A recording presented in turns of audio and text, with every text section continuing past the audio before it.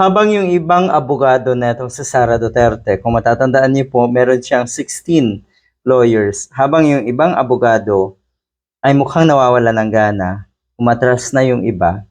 Ito naman ngayon, dagsa yung mga private lawyers na sa tingin ko ay mas magagaling di hamak sa mga abogado ni Sara Duterte. Ang gustong tumulong sa prosecution nga sa VP Sara or Sara Duterte trial. Gustong tumulong.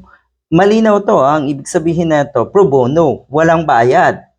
Gusto lang makatulong para sa bansa natin. Yan ang totoong serbisyo ng isang abogado.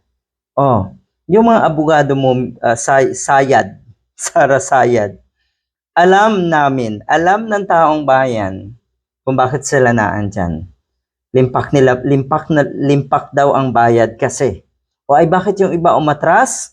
Kasi kahit daw gaano kalaki ang bayad, wala silang magagawa. Dihado nga ang kaso mo. Sigurado daw na mahihirapan sila na ipagtanggol ka.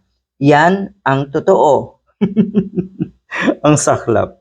Napakasaklap na ito. Ayan o, there are a lot of lawyers, private lawyers that have come up and approached the House prosecution team to offer their services pro bono to be part of the team. Nga naman. Abay kahit sino, 'di ba? Kahit sino na matinong abogado ay siguradong iisipin muna ang serbisyo sa bayan natin. Hindi naman pwedeng sabihin na Duterte hater etong mga ito. Sa tingin ko, nakikita nila na dapat managot ang isang ito, etong si Sara Duterte. Good luck.